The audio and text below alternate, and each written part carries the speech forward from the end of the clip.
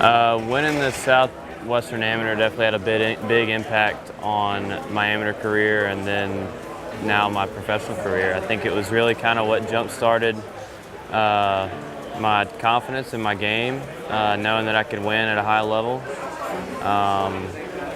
And yeah, I mean, that win translated into probably my best year in college, which was the best year in Western Carolina history. So it was kind of one of those deals. I had been close to winning a tournament, and that was definitely a big one, and was able to win. And from there, I just always felt like I could beat a lot of these guys and compete at a high level.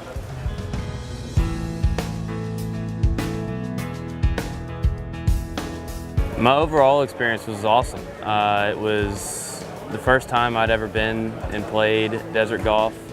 I didn't really know what to expect. I knew it was going to be warm. It was June, and out there it's obviously really hot, but it was great. I mean, the golf course was in great shape. The tournament was run really well. I remember everywhere you went, people were looking out for you, asking if you need anything.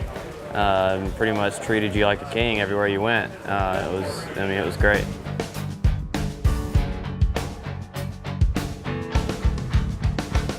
My fondest memory winning Southwest was probably my mom was there. We had a good time, but just I remember thinking, I came from behind the last day, and I remember just going out there trying to have a good finish.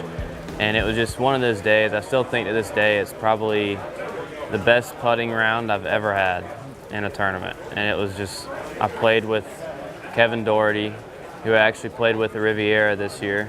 And we actually talked about that tournament the first couple rounds, talking about that last round, and he brought up the fact that I made everything I looked at. And he wasn't lying. But it's just one of those deals. It was something that I'll always remember, just kind of how I played under that kind of pressure, and for whatever reason I just got in the zone and was really comfortable out there, and ended up posting a good score and winning by 2, I think.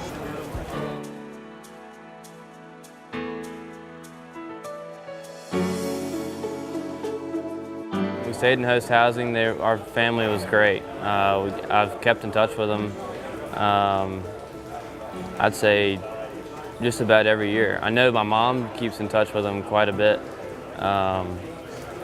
but yeah, they were great. They lived right there on the course, took great care of us, showed us around some good places to eat, took us up to the top of the mountain to eat at Desert Mountain, and can't say enough about these people. They were great.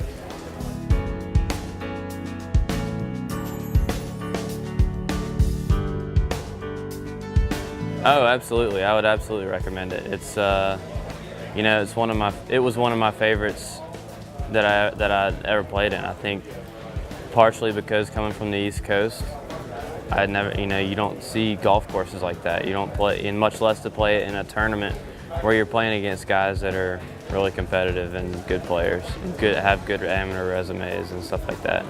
So it was definitely something that I enjoyed doing and would recommend to guys. If you're on the fence, there can be a million different factors as to why you may or may not want to play.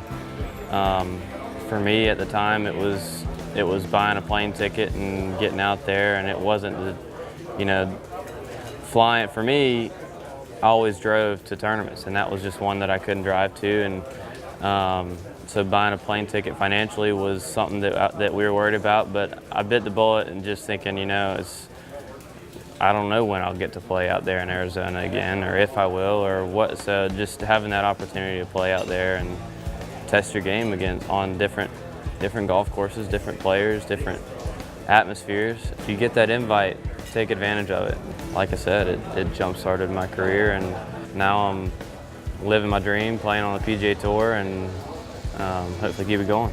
I'm 1 for 1 in Arizona right now, so Well, come on back. Yeah, exactly.